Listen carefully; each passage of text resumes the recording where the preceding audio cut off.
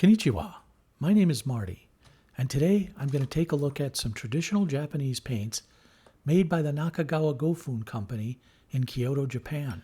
Today I'll take a look at two very distinct and different types of Japanese traditional watercolor paints, including Gansai, which is traditional watercolor, and some watercolor pigment sticks, which are very, very interesting, used in the traditional Japanese way.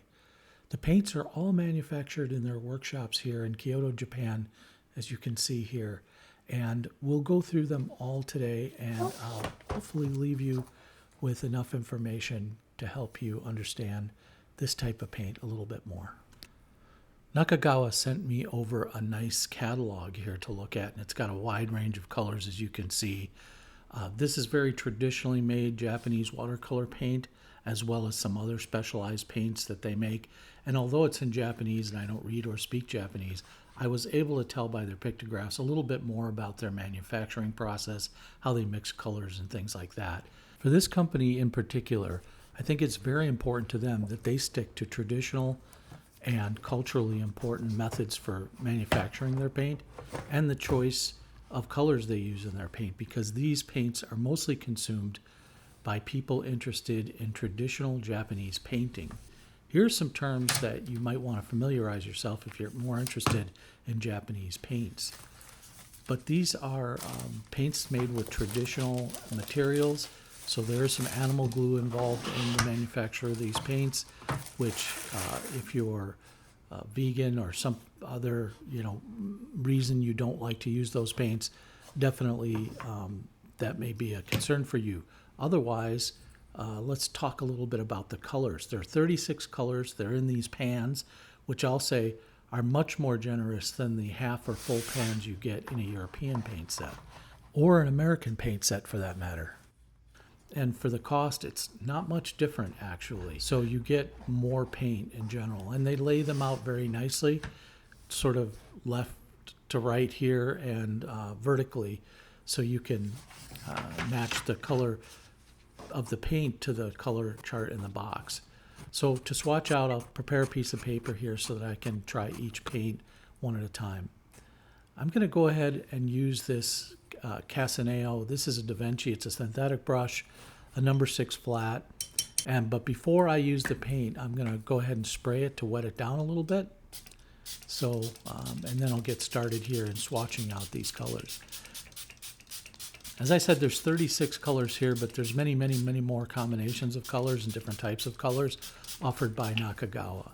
They really do make a very full line of paints and pigments, especially just raw pigment.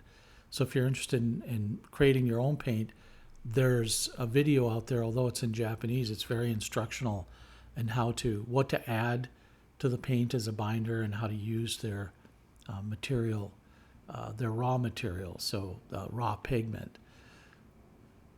So the paint goes on very, very smoothly. It's really nice out of the pan. Some of the paint is transparent here, and others are a little bit more flat, but they're all very, very consistent, very nice. Here I'm just blending the paint a little bit, trying to mix a little to see if I can get other colors and just how well they mix. And they're just about flawless in their mixture. They're really easy to mix, and you get a great colors when you mix the paint.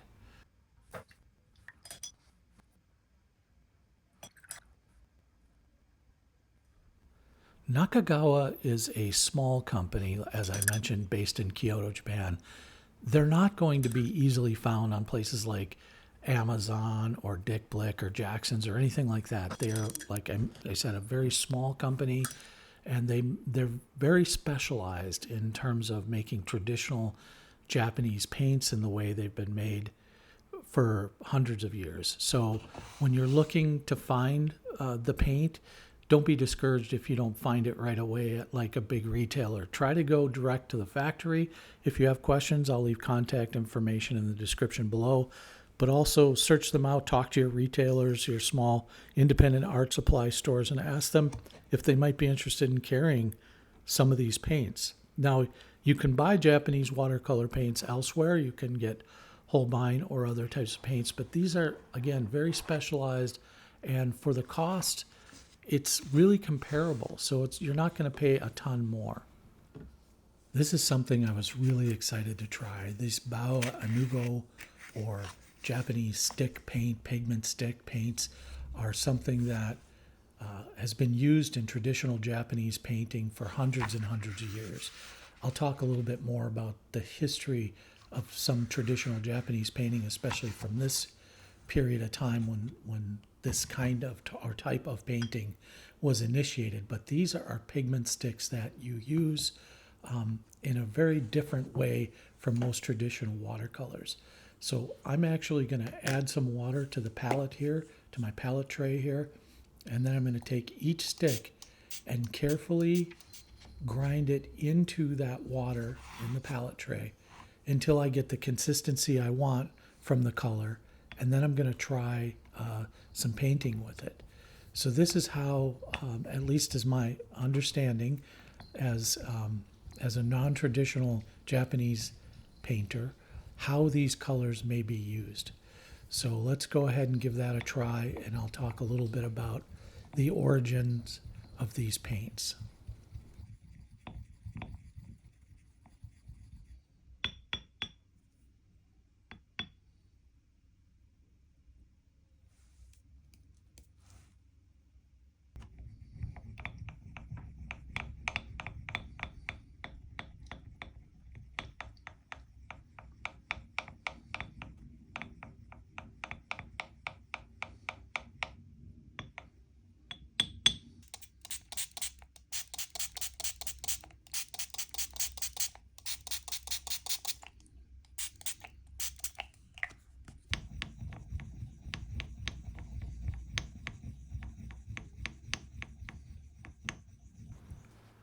I'll just preface this by saying I am not a Japanese art historian, but I do want to talk a little bit about nihonga.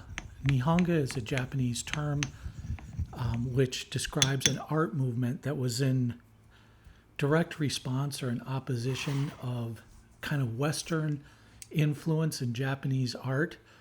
This occurred during the Meiji period, which is the late 1800s to early 20th century in Japan. After they'd opened up, there was a lot of Western cultural and artistic influences in Japan, and the Nihonga artists of that period felt there was a strong need to preserve the heritage of classical Japanese painting and the techniques and the ways in which Japanese art was created, not just to pay homage to the past, but also as a way of preserving traditional Japanese painting.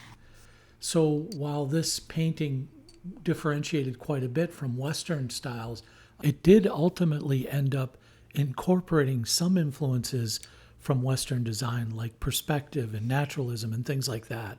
So even though there's this pattern in Japanese history of initially rejecting or pushing back on influences outside of Japan, ultimately Japanese culture, especially in the painting aesthetic, ends up incorporating some of those elements in order to sort of change or evolve the artistic style. But really, Nihonga is about a return to mostly Japanese traditional painting methods.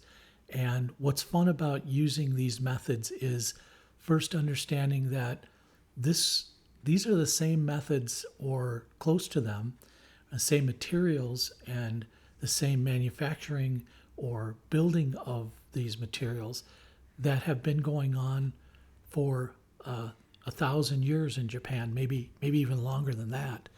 So I found it not only interesting from a use standpoint, but also just from a historical standpoint and how this came to be. Now, as I think about using these paints here and being able to control exactly how dark or light or transparent or opaque I want them to be, I think there's something really interesting about being able to do that in its sort of raw organic form.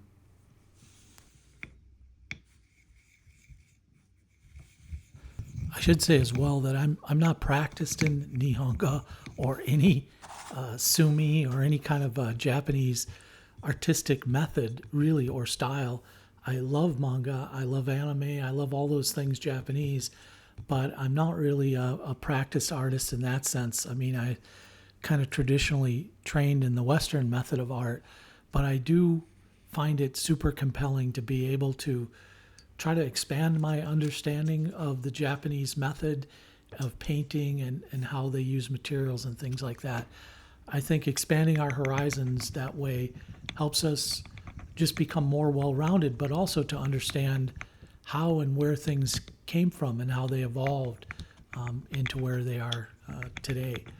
Now, again, I'm not practicing this, so I'm not sure my technique is all that great or I'm doing this even the right way, but I hope in some way that I'm at least being respectful of the tradition and method.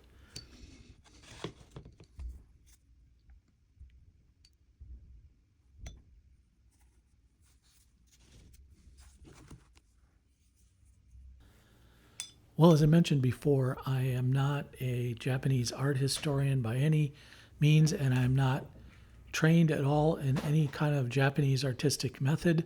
So I have to rely on my own training and what I've either learned at school or been self-taught for my technique. But I'm going to use the traditional Japanese art materials in my drawings here. I'll do two paintings here.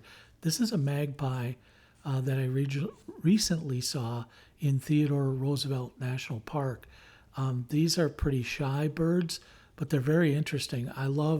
There's a bluish color to their coat, and their tail feathers are extremely long, and they're just cool to see in their natural environment. So I thought I'd paint that, and then I'll do a traditional kind of but tradition's a strong word, but anyway, a pine tree, which is traditional for me. I love painting trees.